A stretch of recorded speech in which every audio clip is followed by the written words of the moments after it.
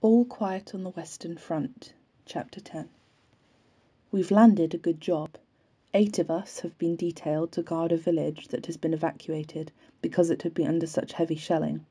Our main task is to keep an eye on the supply dump, which hasn't been emptied yet.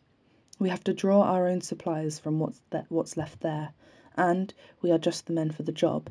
Kat, Albert, Muller, Tjagen, Leah, Dettering, the whole group of us is there. Mind you, Hai is dead. But even so, we've been amazingly lucky because all the other squads have had far more losses than we have. We pick a concrete cellar to use as a dugout, with a stairway leading down to it from outside.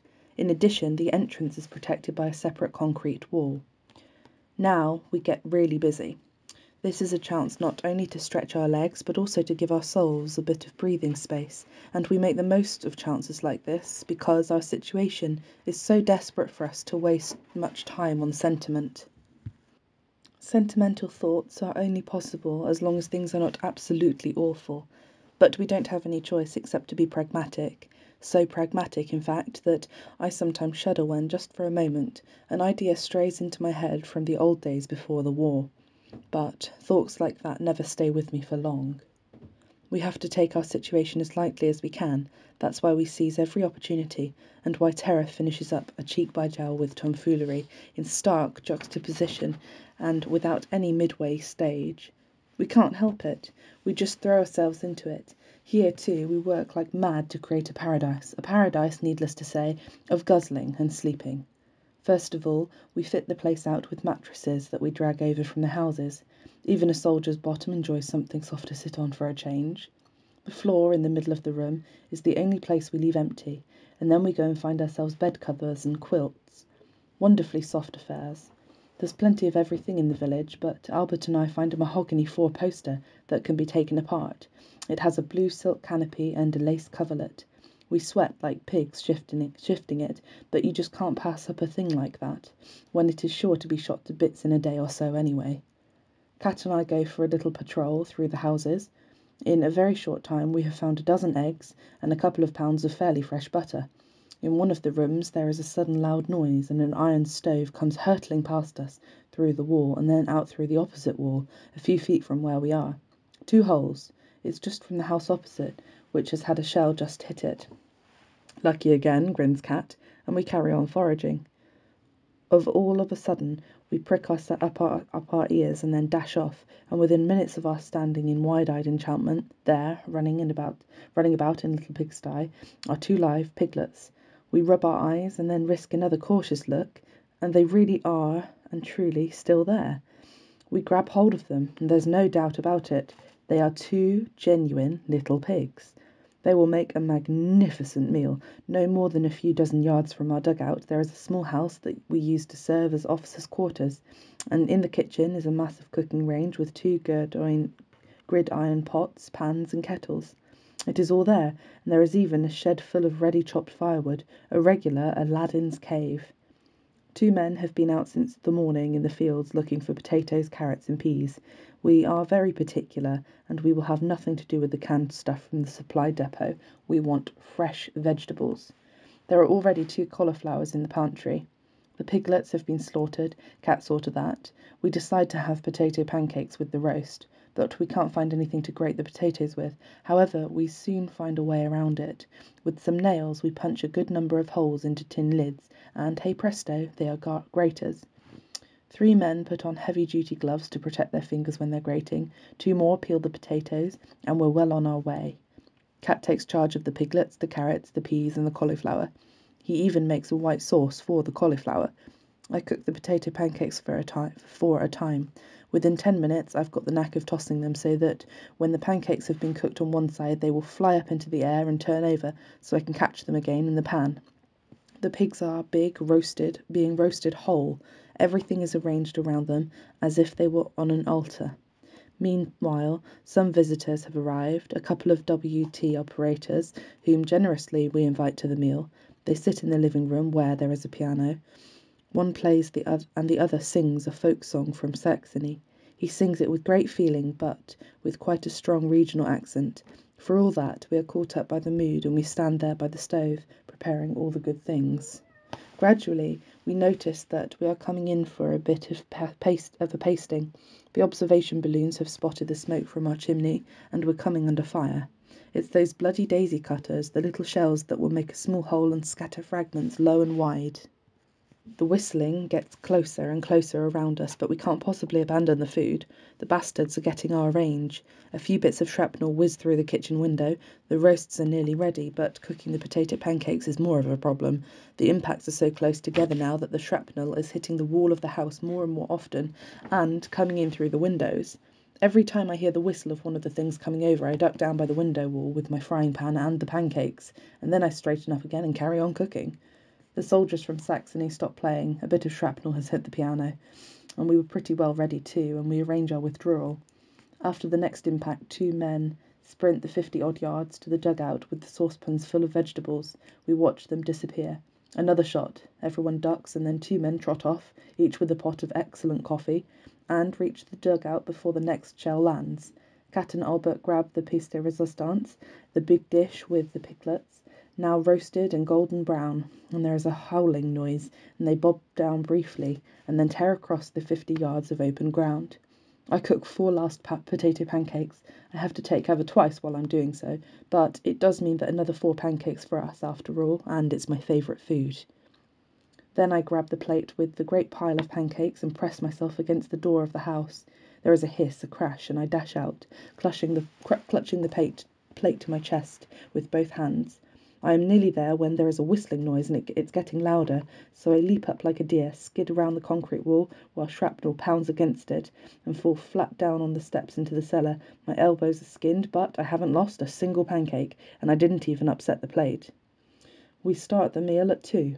It lasts until 6. Until past, we drink coffee, officers' only coffee from the supply dump, and as we do so, we smoke officers' only cigars and cigarettes, also from the supply dump. On the dot of 6, we begin supper. At 10, we throw the pork bones out of the door, and then we have rum and brandy, once again from the thrice blessed supply dump, and once again long, fat cigars with bands. Tiajan insists that only one thing is missing, a few girls from one of the officers' only knocking shops. Later still that evening, we hear a meowing, a little grey cat sitting in the doorway. We coax it in and give it something to eat. While we are doing that, we get peckish again ourselves, and we go to bed still chewing. But we have a terrible night. The food was too rich and too greasy. Fresh sucking pig has a lively effect on the guts. There is a continuous toing and froing in the dugout. There are always 2, 3 men at a time sitting around with their trousers down, cursing. I'm up 9 times myself. At about 4 in the morning, we set a new record. All 10 men, the guard detail and the visitors, are squatting outside. Burning houses stand like torches in the night. Shells thunder down and make their impact. Columns of munitions trucks roar down the road. The supply dump has been ripped open on one side, and in spite of the shrapnel, the drivers move in like a swarm of bees and steal loaves of bread. We don't bother to stop them. If we were to say anything, the most that would happen is that we would get a good thumping. So we take a different line. We explain to them that we have been detailed to guard the supplies, and since we know where everything is, we offer them the tinned stuff and swap it for things we haven't got. What difference does it make? Everything will be shot to pieces in a day or so anyway. We fetch bars of chocolate for ourselves from the supplies, and we eat them whole. Kat says chocolate is good when you've got the runs. Nearly 2 weeks pass with eating, drinking, and taking it easy. Nobody bothers us. The village gradually disappears under the shelling, and we have a good time. As long as just a small part of the supply dump is here, we don't care what happens. And what we would really like to do is to end the war here. Chowden has become so genteel that he only smokes his cigars halfway down, and explains in a superior fashion that this is the style appropriate to his breeding. Even Cat is cheerful. His first words in the morning are, "My man, fetch a caviar and the coffee." We have all become amazingly upper crust, and everyone takes everyone else to be his valet, addresses him in an aristocratic manner, and issues orders. "Crop, the sole of my foot is a little itchy. Kindly be so good as to remove that louse." And with that, Leah stretches his leg out up to him like a prima donna, and Albert grabs it and pulls him up the stairs. "Jarden, what? You may stand at ease, Chardon, my good man, and kindly note that the response is not what, but yes, sir, right away, sir. So we'll try again. Chardon. And Chardon makes what is by now his automatic response, and once more quotes the famous line from the German literature, indicating which part of his anatomy he would like kissed. At the end of a further week, we get orders to withdraw. The good times are over. 2 large trucks come to fetch us. They are already piled high with planks of wood, but Albert and I stack our 4-poster with the blue silk canopy up on top, together with the mattress and a couple of lace coverlets. Inside the bed, at the head end, we both have a sack full of the best quality provisions, and we keep running our hands over them. The salamis, tins of liver pate, the canned food, and the boxes of cigars gladden our hearts. All the men have similar sacks with them.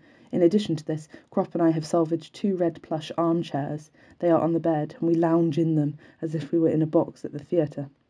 The silk cover of the canopy billows about above us. Each of us has a long cigar in his mouth, and so we survey the landscape from on high. In between us, a parrot cage that we found to keep the cat in. We have brought the cat with us, and it is inside the cage, lying in front of its dish and purring. The trucks roll slowly along the road. We sing as we go. Behind us, the shells are sending up great spurts of earth from the village, which has now been abandoned completely.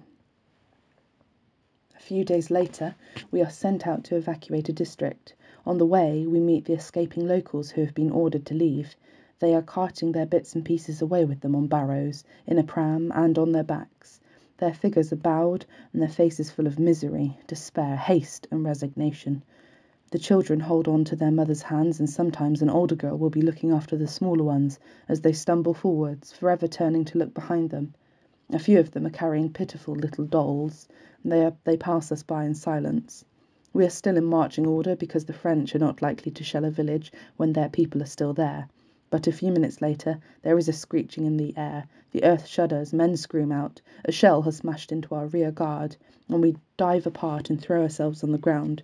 But at that very moment, I feel how that tenseness slips away from me, the tenseness that usually makes me do the right thing instinctively when I'm under fire, and the thought, "You're done for," jerks into my head with a choking, terrible fear.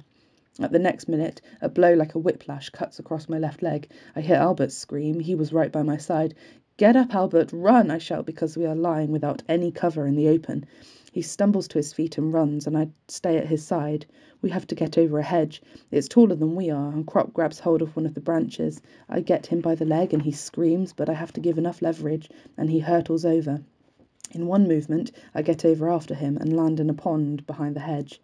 Our faces are covered with pondweed and slime, but it is good for cover, and we wade out until we are up to our necks.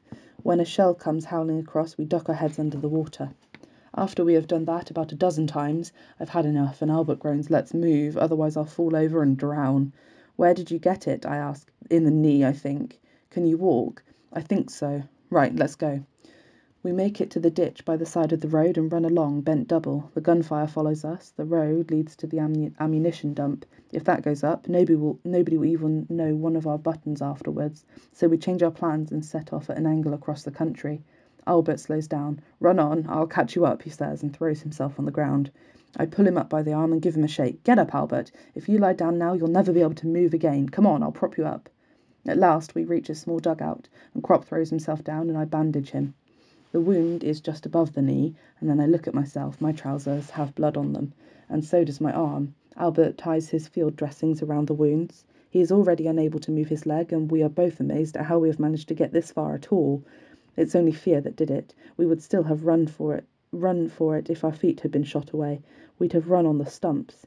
I can still crawl a little, and I shout out when the open cart comes past, and we're picked up. It is full of wounded men. A medical orderly is there, and he shoves a tetanus jab into each of us. At the dressing station, we arrange things so that we are put side by side, and they give us some thin beef broth, which we treat with contempt, but finish off greedily. We've been used to better things recently, but we are hungry, all the same. "We'll be heading home for now, Albert," I say. "With any luck," he replies, "but I wish I knew exactly what I've got." The pain gets worse, and the bandages are burning like fire. We drink and drink, one mug of water after another. "How far above the knee was I hit?" asks Crop. A good 4 inches, Albert, I say, although in reality isn't much more than an inch. One thing I've decided, he says after a little while, if they take my leg off, I'll do myself in. I don't want to go through life as a cripple. And so we lie there with our thoughts and wait. That same evening, they take us to the chopping block. I'm frightened and try to think quickly what I should do, because everybody knows that surgeons in these clearing stations are quick to amputate. With the number they have to deal with, it is simpler than a complicated patch-up job. I remember what happened to Kenrick. On no account am I going to let them chloroform me, even if I have to crack a couple of skulls to stop them. Things go well. The doctor prods around in the wound until I'm on the point of passing out. Don't make such a fuss, he snaps, and carries on digging about. His instruments gleam under the bright light like malevolent animals. The pain is unbearable. 2 orderlies hold my arms tight, but I get one free and am just about to swing out and get the surgeon in the face when he notices and jumps away. "Chloroform him," he shouts furiously. That makes me calm down. "I beg your pardon, doctor. I'll keep quiet, but please don't chloroform me." "Well, well," he mutters and picks up his instruments again.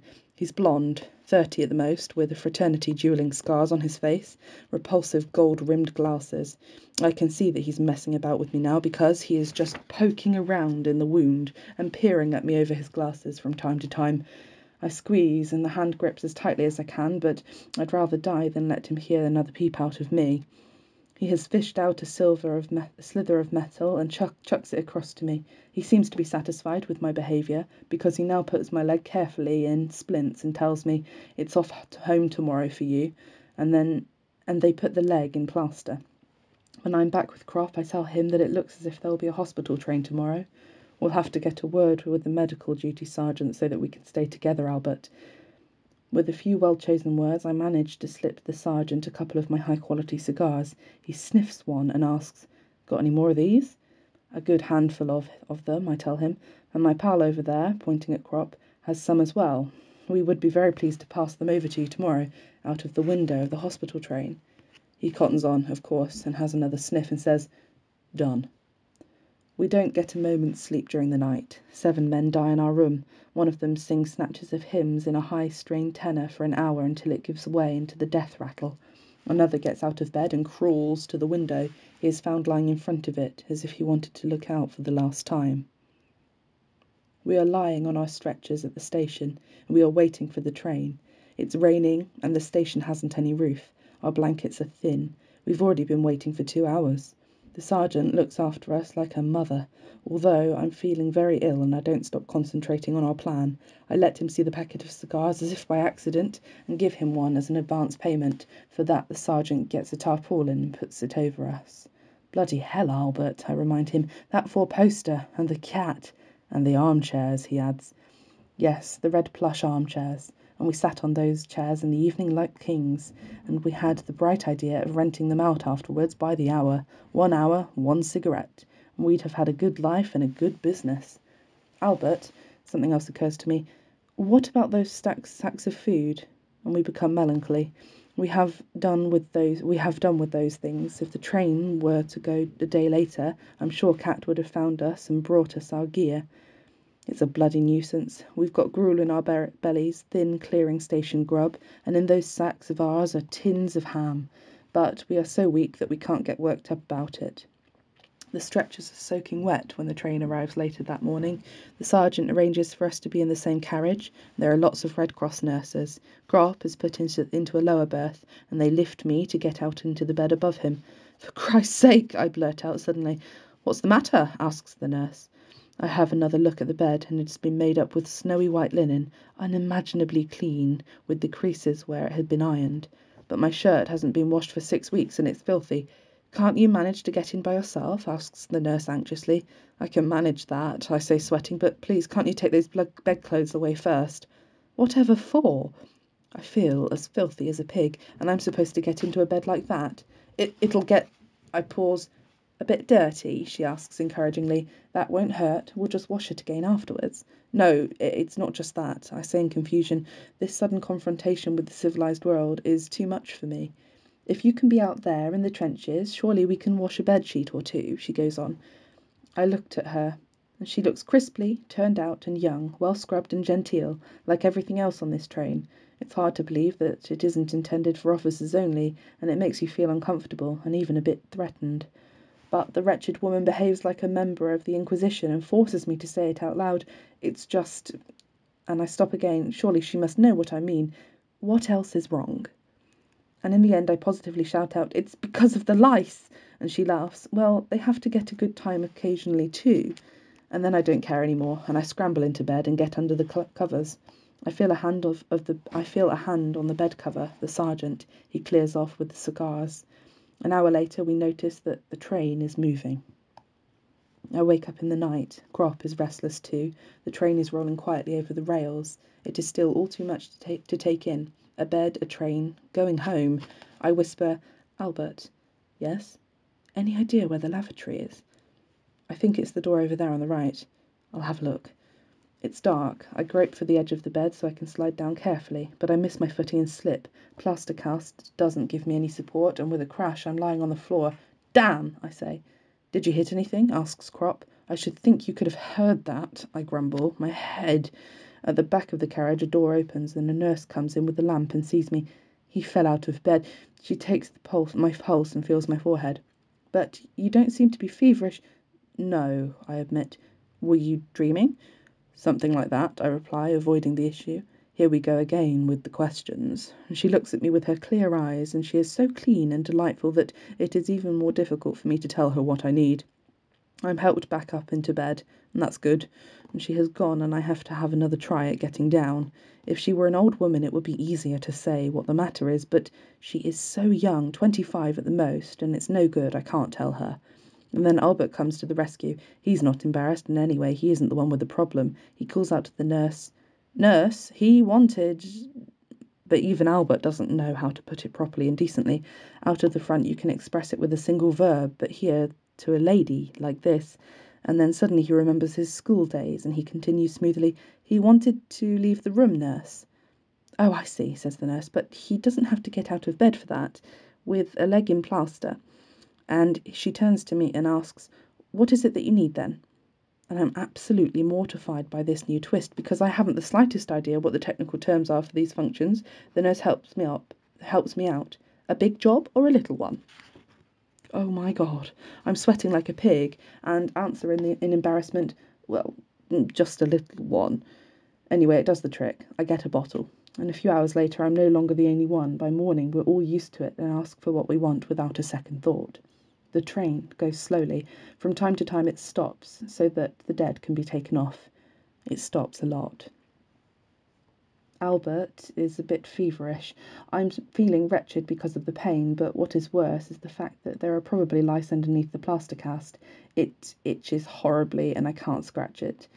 We doze through the days. The countryside rolls quietly past the windows. On the third night we reach Hebstal on the German border. The nurse tells me that Albert is going to be taken off at the next stop because of his fever. "How far is the train going?" I ask. "To Cologne." "Albert," I say, "we'll stay together. You wait." And the next time the nurse does her rounds I hold my breath so that my face swells and goes red. She stops. "Are you in pain?" "Yes," I groan. "It came on suddenly." And she gives me a thermometer and moves on. I wouldn't be one of Cat's apprentices if I didn't know what to do. Army issue thermometers are no match for old soldiers. All you have to do is get the mercury to go up, and then it will stay where it is in the thin tubing and not go down again. I stick the thermometer under my arm, pointing downwards, and I keep pressing against the bulb with my forefinger. Then I shake it up. That way I get it over 100 degrees Fahrenheit. But that isn't enough, though. A match held judiciously near the bulb brings it up to 102. When the nurse comes back, I gasp out, and then make my breathing shallow and irregular. I goggle her with eyes that are a bit starting, fidget restlessly, and whisper, "I can't stand it any more." She jots my name down on the card. I'm quite sure that they won't open up my plaster cast unnecessarily. Albert and I are taken off the train together. We are in bed in a Catholic infirmary in the same ward. This is a piece of luck because the Catholic hospitals are known for good treatment and for good food. This military hospital is full up with men from our trainload, and there are plenty of serious cases amongst them. We are not taken in for examination today because there aren't enough doctors. Flat hospital trolleys with rubber wheels are constantly being moved around the corridor, and there is always somebody stretched out on them. A bloody awful position to be, stretched out like that. It's only unbearable when you're asleep. We have a very disturbed night. Nobody can sleep. We doze off a bit towards morning. I wake up again when it gets light. The doors are open and I can hear voices coming from the corridor. The others wake up. One of them, who has already been in for a few days, tells us what is going on. Up here the sisters say prayers in the corridor every morning. They call it their morning devotions. They open the door so that you can get your share of benefit from it. I'm sure they mean well, but our bones and our heads are aching. It's ridiculous, I say, when we've only just got to sleep. The less serious cases are up here, and that's why they do it, he replies. Albert groans. I get angry and shout, "Be quiet out there!" A minute later, a nurse appears, her black and white habit, and she looks like a pretty tea cosy. Someone says, "Please shut the door, sister." "We're having prayers, that's why the door is open," she replies. "But we want to sleep." "Prayers are better than sleep," and she stands there and smiles in all innocence. "And besides, it's already 7 o'clock." Albert groans again. "Shut the door," I snap. And she is quite at a loss, apparently unable to understand such an attitude. "But we are praying for you as well." "That makes no difference. Shut the door." She disappears, leaving the door open, and the litany starts up again. Now I'm furious and I shout, "Am I going to count to 3? If it's not quiet by then, I'll let fly." "Me too," adds someone else. I count to 5, and then I take a bottle, aim, and throw it through the door into the corridor. It smashes into 1,000 pieces, and the prayers stop. A whole swarm of nurses come in and make reproachful noises. "Shut that door," we scream, and they withdraw. The little one who came in before is the last to leave. "Heavens," she twitters, but then she does close the door. We have won. The hospital inspector turns up at midday and bawls us out. He threatens us with the clink and worse. Now military hospital inspectors, just like the commissariat officers, are, it is true, entitled to a sword and pips on their shoulder, but really they are just administrators, so not even recruits take them for proper officers. And so we let him talk away. What can they do to us? "Who threw the bottle?" he asks. And before I have time to wonder whether I should own up, someone says, "I did." A man with a stubble beard sits up in bed, and everyone wonders why he's taken the blame. "It was you?" "Correct. I became overexcited because we were wakened unnecessarily, and I lost control so that I was not responsible for my actions." He talks like a book. "Name, Joseph Hamaisha, Supplementary Reserve." And the inspector leaves. We are all curious. "What on earth did you own up for? It wasn't you at all." He grins. "It doesn't matter. I've got a special permit." And everyone knows what he means, of course. If you have a special permit, you can do anything. "Yes," he explains, "I got a head wound, and when that happened, they made out a document saying I might not be responsible for my actions from time to time. Ever since then, I've had a good time, and no one is allowed to get me worked up, so nothing will happen to me." He'll get pretty angry down there when he finds out, and I owned up because I enjoyed the bottle throwing. If they leave the door open tomorrow, we'll chuck another one.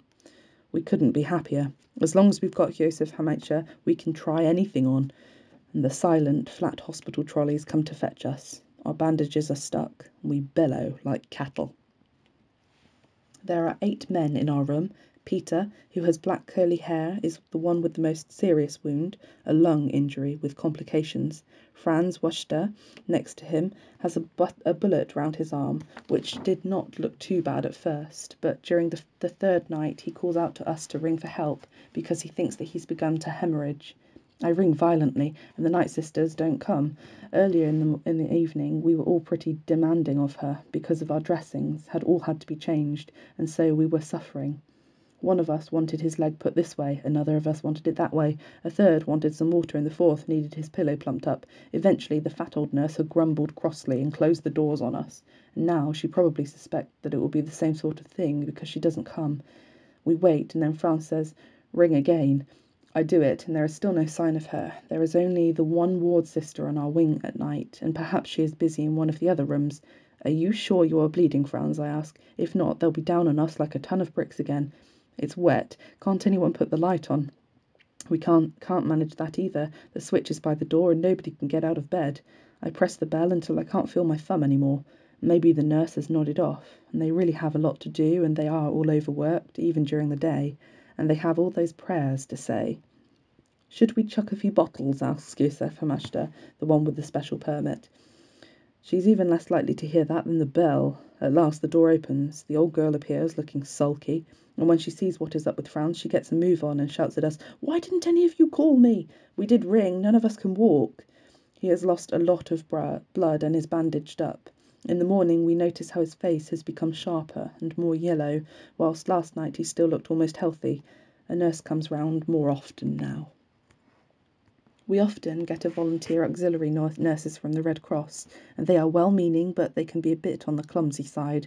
When they remake our beds, they often hurt us, and then they are so shaken that they hurt us even more.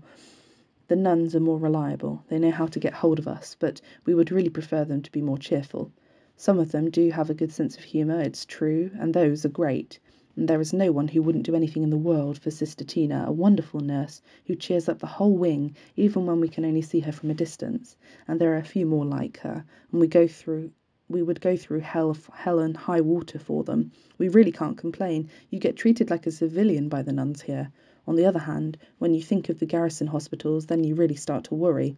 Franz doesn't regain his strength. One day he is taken out and doesn't come back. Josef Hermannscher knows what has happened. We won't see him again. He's been taken to the dead man's room. What dead man's room? You know, the dying room. What's that?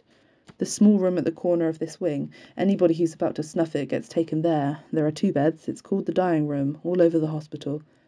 But why do they do that? So they don't have to work so much afterwards. It's easier too, because it's right by the entrance to the mortuary. Maybe they want to make sure that nobody dies on the wards and do it so as not to upset the others. They can keep an eye on a man better too if he's in there on his own. What about the man himself? Joseph shrugs. Usually he's past noticing much anymore. Does everyone know about this? Anyone who's been here for a while finds out, of course. That afternoon Franz Wachter's bed is made up again. After a couple of days they come and take a new man away. Josef indicates with his hand where he's going, and we watch a good few more come and go. Relatives often come and sit by the beds crying, or talking softly and shyly. One old lady is very reluctant to leave, but she can't stay there all night, of course. She comes back very early on the following morning, but not quite early enough, because when she goes up to the bed there is already somebody new in it. She has to go to the mortuary. She gives us the apples that she had brought with her. Little Peter is getting worse too. His temperature chart looks bad, and one day a flat hospital trolley is put beside his bed. "Where am I going?" he asks. "We have your dressings done." And they lift him onto the trolley, but the nurse makes the mistake of taking his battle dress tunic from its hook and putting it on the trolley with him, so that she doesn't have to make 2 journeys. And Peter realises at once what is going on and tries to roll off the trolley. "I'm staying here." They hold him down. He cries out weakly with his damaged lung, "I don't want to go to the dying room." "But we're going to the dressing ward." "And then why do you need my tunic?" He can't speak any more. Hoarse and agitated, he whispers, "I want to stay here." They don't answer and move him out.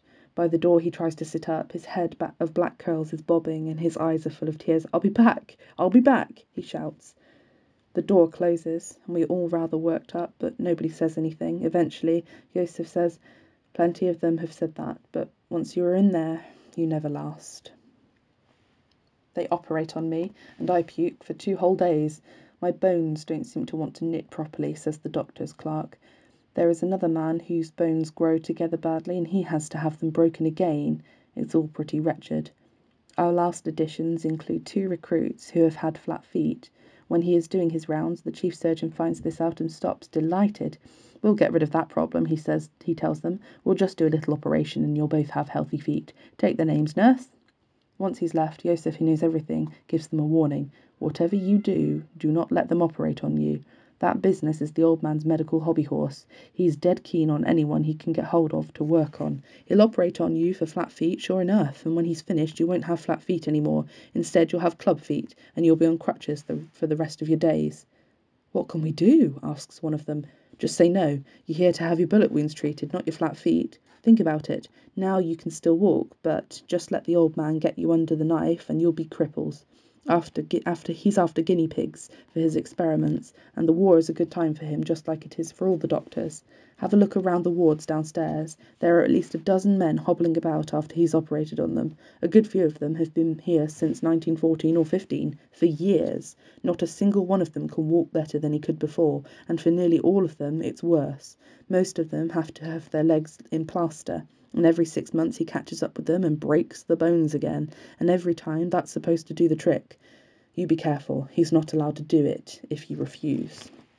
What the hell, says one of the men wearily. Better your feet than your head. Who knows what you'll get when you're back at the front? I don't care what they do to me so long as I get sent home. Having a club's foot's better than being dead.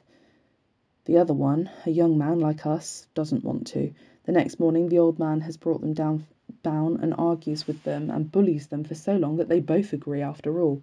What else can they do? They are just the poor bloody infantry and he's top brass, and they are brought back, chloroformed, and with plaster casts on.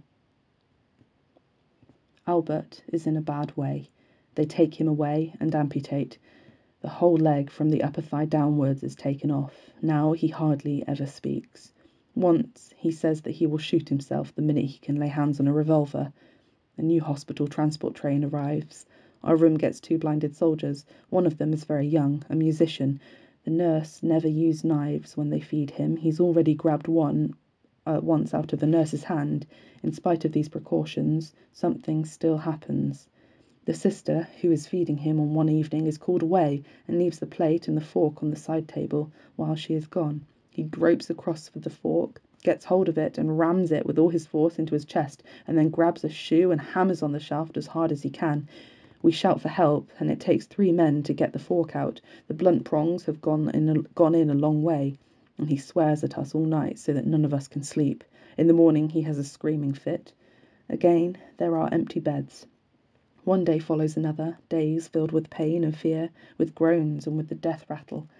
Even having a dying room is no use any more because it isn't enough. Men die during the night in our room and things just go faster than the nurses can spot. One day, though, our door is flung open. A hospital trolley is rolled in, and there sits Peter on his stretcher, pale, thin, upright and triumphant, and with a tangle of black curls. Sister Tina pushes the trolley over to his old bed with a broad smile on her face. He's come back from the dying room. We had assumed he was long since dead. He looks at us. What about that, then? After Yosef has to admit that this is a new one for him. After a while, a few of us are allowed out of bed. I am given a pair of crutches, too, so that I can hobble about, but I don't use them much. I can't bear the way Albert looks at me when I walk across the ward. His eyes follow me with such a strange look in them. Because of that, I often try to slip out into the corridor. I can move more freely there. On the floor below us, there are men with stomach and spinal wounds, men with head wounds, and men with both legs or arms amputated. In the right wing are men with wounds in the jaw, men who have been gassed, and men wounded in the nose, ears, or throat. In the left-hand wing are those who have been blinded, and men who have been hit in the lungs or in the pelvis, in one of the joints, in the kidneys, in the testicles, or in the stomach. It is only here that you realise all the different places where a man can be hit. 2 men die of tetanus. Their skin becomes pale, their limbs stiffen. At the end, only their eyes remain alive, and for a long time, with many of the wounded and the damaged limb, has been hoisted up into the air on a kind of gallows. Underneath the wound itself, there is a dish for the pus to drip into. The basins are emptied every 2 or 3 hours. Other men are in traction, with heavy weights pulling down at the end of the bed. I see wounds in the guts, which are permanently full of matter. The doctor's clerk shows me x-rays of hips, knees and shoulders that have been shattered completely. It is impossible to grasp the fact that there are human faces above these torn bodies, faces in which life goes on from day to day. And on top of it all, it is just one single military hospital, just one. There are hundreds of thousands of them in Germany, hundreds of thousands of them in France, hundreds of thousands of them in Russia. How pointless all human thoughts, words, and deeds must be if things like this are possible. Everything must have been fraudulent and pointless if thousands of years of civilization weren't even able to prevent this river of blood, couldn't stop these torture chambers existing in their hundreds of thousands. Only a military hospital can really show you what war is. I am young, I am 20 years of age, but I know nothing of life except despair, death, fear, and the combination of completely mindless superficiality with an abyss of suffering. I see people being driven against one another, and silently, uncomprehendingly, foolishly, obediently, and innocently killing one another. I see the best brains in the world inventing weapons and words to make the whole process that much more sophisticated and long-lasting. And watching this with me are all of my contemporaries, here on the other side, all over the world. My whole generation is experiencing this with me. What would our fathers do if one day we rose up and confronted them and called them to account? What do they expect from us when a time comes in which there is no more war? For years our occupation has been killing. That was the first experience we had. Our knowledge of life is limited to death. What will happen afterwards? What can possibly become of us? The oldest man in our room is Lewandowski. He is 40 and has been in the hospital for 10 months, already with a serious stomach wound. Only in recent weeks has he made enough progress to be able to limp around a little, bent double. For the past few days he has been very excited. His wife has written to him from the little place away in Poland where she lives, that she has managed to get enough money together to pay for the journey to come and visit him. She is on her way and might turn up any day. Lewandowski has lost his appetite and even gives away sausage with red cabbage when he has only eaten a couple of mouthfuls. He is forever going around the room with his letter, and all of us have read it a dozen times already. The postmark has been inspected God knows how often, and there are so many grease stains and finger marks on it, the writing can barely be deciphered any more. The inevitable happens. Lewandowski gets a fever and has to go back into bed. He hasn't seen his wife for 2 years. She had a baby after he left, and she's bringing it with her. But Lewandowski has something quite different on his mind. He has been hoping to get permission to leave the hospital when his old woman came, for obvious reasons. It's all very nice to see someone, but when you get your wife back after such a long time, you want something else altogether, if at all possible. Lewandowski has talked about all this for hours with us, because there are no secrets in the army. Nobody bothers about it anyway. Those of us who are already allowed out, have told him about a few perfect places in the town, gardens and parks where nobody would disturb him. One man even knew of a small room. But what use is all that now? Lewandowski is confined to bed and miserable. All the joy will go out of his life if he has to miss out on this. We tell him not to worry and promise that we will sort the whole business out somehow. His wife appears the next afternoon, a little crumpled thing with anxious darting eyes, like a bird's, wearing a kind of mantilla with frills and bands. God alone knows where she can have inherited the thing. She murmurs something quietly and waits shyly by the door, and she is shocked to find that there are 6 of us in the room. "Come on, Maria," says Lewandowski, swallowing his Adam's apple dangerously. "You can come in, nobody's going to hurt you." She walks around the room and shakes hands with each one of us, and then she shows us the baby, which in the meantime has dirtied its nappy. She has a large beaded bag with her, and she takes a clean nappy out of it and neatly changes the child. This gets her over any initial embarrassment, and the two start to talk to each other. Lewandowski is extremely fidgety and keeps looking across at us miserably with his bulging round eyes. The time is right. The doctor has done his rounds, and at most a nurse might stick her head into the room. One of us goes outside again, nevertheless, to make sure. He comes back in and nods. "No sign of man nor beast. Just tell her, Johann. Get the thing on with it." The two of them talk in their own language, and the wife looks up, blushing a little and embarrassed. We grin amiably and make dismissive gestures. What is there to worry about? To hell with the proprieties. We were made for different times. Here in bed is Johann Lewandowski, the carpenter, a soldier who has been crippled by a bullet, and there is his wife. And who knows when he will see her again? He wants to have her, and he shall have her, and that's that. 2 men stand guard at the door to intercept and occupy any nurses that might happen to come past. They reckon to keep watch for about a quarter of an hour. Lewandowski can only lie on one side, so someone props a couple of pillows against his back. Albert gets the baby to hold, and then we all turn around a bit, and the black mantilla disappears under the covers while we play a noisy and vigorous game of cards. Everything is fine. I'm holding a damn good hand with all the high cards in clubs, which is just about to be beaten everyone. With all this going on, we've almost forgotten Lewandowski. After a time, the baby begins to howl, although Albert is rocking it backwards and forwards despairingly. There is a bit of rustling and crackling, and when we glance up, as if we were just doing so casually, we see that the child has a bottle in its mouth and is already back with its mother. It all worked. And now we feel like one big family, and the woman is bright and cheerful, and Lewandowski lies there sweating and beaming. He unpacks the beaded bag, and out come a couple of good sausages. Lewandowski takes the knife and, as if it were a bunch of flowers, and saws the meat into chunks. He makes a sweeping gesture of invitation towards us all, and his little crumpled wife moves from one of us to the next, and laughs and shares out the meat, and she looks positively pretty as she does so. We call her Mother, and she likes that, and plumps our pillows up for us. After a few weeks, I have to go to physiotherapy every morning, and they strap up my leg and exercise it. My arm has long since healed. New hospital transport trains have arrived from the front. The bandages are not made out of cloth anymore, they are just white crepe paper, and there is too much of storage for a proper bandage material out there.